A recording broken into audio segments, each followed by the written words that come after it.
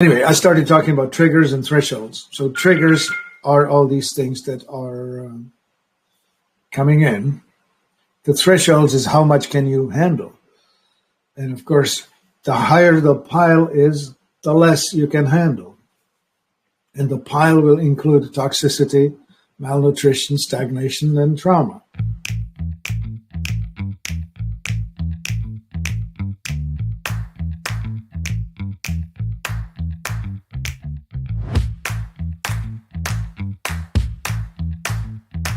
This is another question from our fibromyalgia group.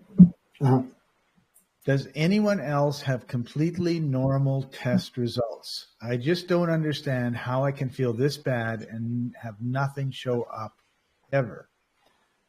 And this, to me, there's a couple things here. One is blood. It seems like the medical industry is focused 100% on blood or very obvious problem like broken arm. I mean, you just look, you can see it, right? But if there's nothing wrong with your blood, there's nothing wrong with you. And that's kind of like a ridiculous statement, right? Okay, let's talk about diagnostics, right? Diagnostics are the tools that they use to diagnose your problem. And in the traditional Chinese medicine, you will take the pulses, not just the pulse, you will take the pulses, 3 fingers over here, and it's the shallow, the medium, and the deep pulse, and on the 3 different fingers, and you feel for that. You do the tongue analysis, you take a look at how this is, and so on.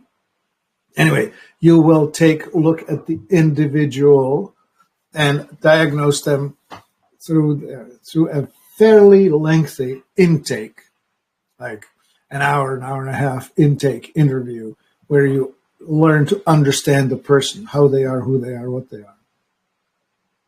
In the mainstream, they are trying to get to a diagnosis quickly.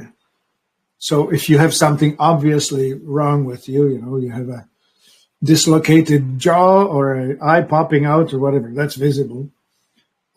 Then they check your blood. They will use an ultrasound. They will use an MRI.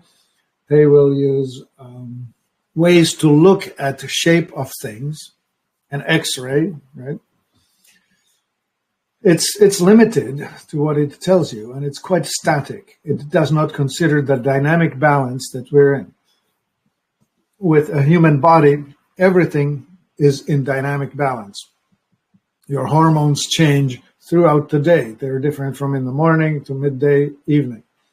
Your nutritional status and all of that all is changing. So when you take your blood, it's a static snapshot of something at a particular point. So it depends what questions you're asking. And the questions that you're asking, as in, where is my pain from, is not answered by taking a vial of blood and analyzing that. It knows that there are signals. It will know that there are liver enzymes that are out of line. It will know a few other details, but it will not know the cause of your pain, and it will not know its location either. There was a comment on this one that was really good. Yep, I had numerous blood tests, X-rays, MRIs, CAT scans, you name it, 12 months of all the intense tests that they could think of, and they found nothing. Yet I'm in severe pain every single day. Okay. We, on this end, know that fibromyalgia is a problem with your amygdala.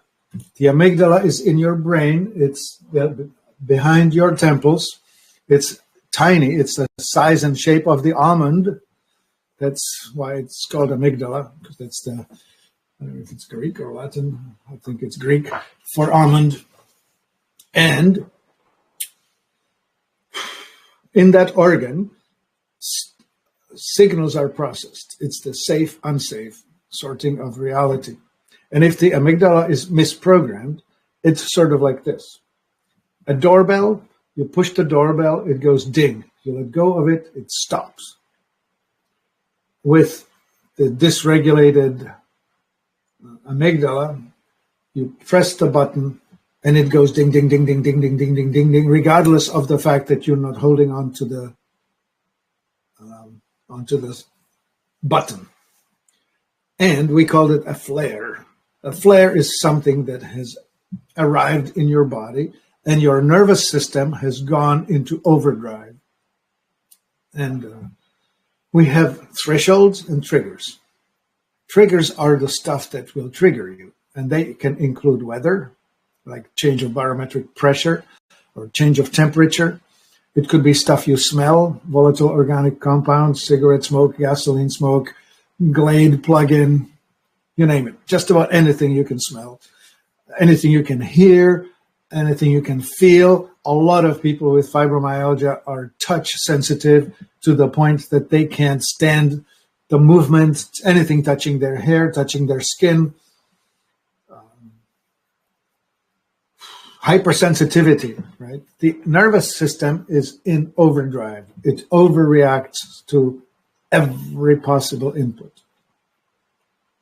And then there's this thing called the signaling molecule for inflammation.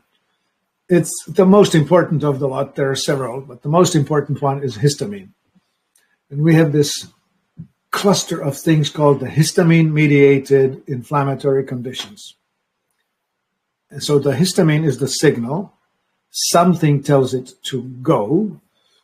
The go is, it's called the mast cell. The mast cell degranulates and releases the histamine. What sets it off, we can get into. But anyway, once it's set off, it will react to something. So if it hits you in the digestive system, you will throw up. If it hits you in the stomach, that is. If it hits you in the intestine, you will have diarrhea or constipation or back and forth. If you hit it in the reproductive system, you have dysmenorrhea or PMS or PCOS or whatever the possible illnesses are of the female reproductive system. There's plenty of it, right? That's just there. What else? Well, it can hit you in the peripheral nerves, so you'll be hurting. Fibromyalgia is the pain in muscles and soft tissues. I don't know. It can hit you in the regulatory system where your blood pressure goes haywire. Anyway, endless areas. Every possible part of your body can be affected by it. And it's all from the one thing, inflammatory reaction mediated by histamine, causing you the pain, well, the five symptoms of inflammation: redness, heat, swelling, pain, and loss of function. And the loss of function is tragic, right? So you get people in chronic fatigue because their mitochondria are not capable of converting food into energy.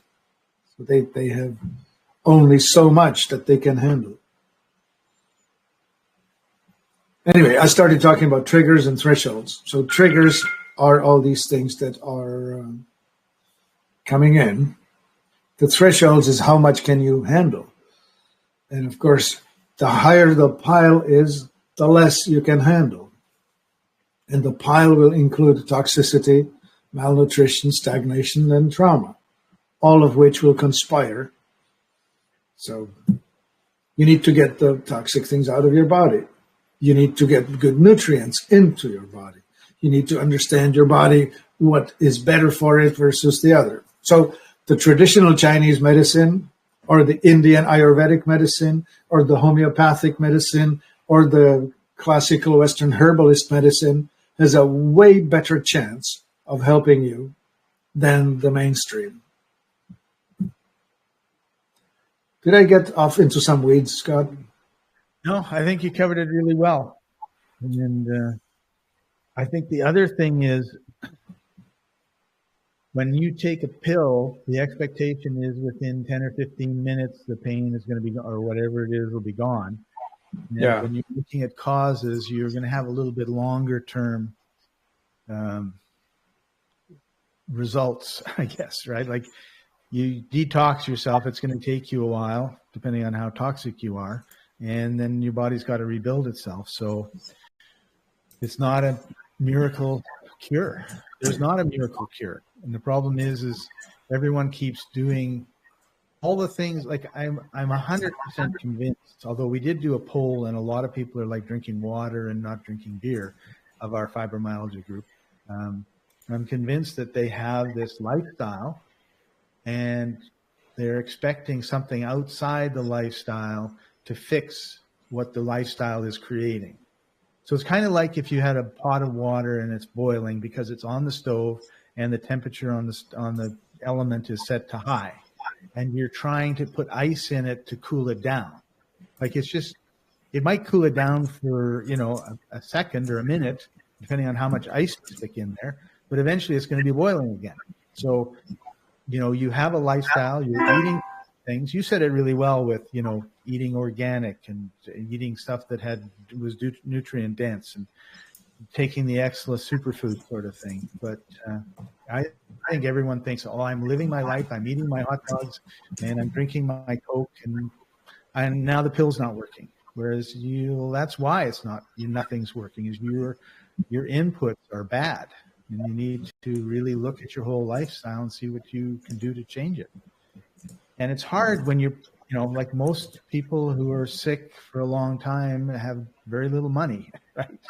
So, it's a catch-22, but you got to figure it out or suffer, right? I mean, you're suffering. Like, how badly do you have to suffer before you start buying organic lettuce instead of toxic lettuce, for example?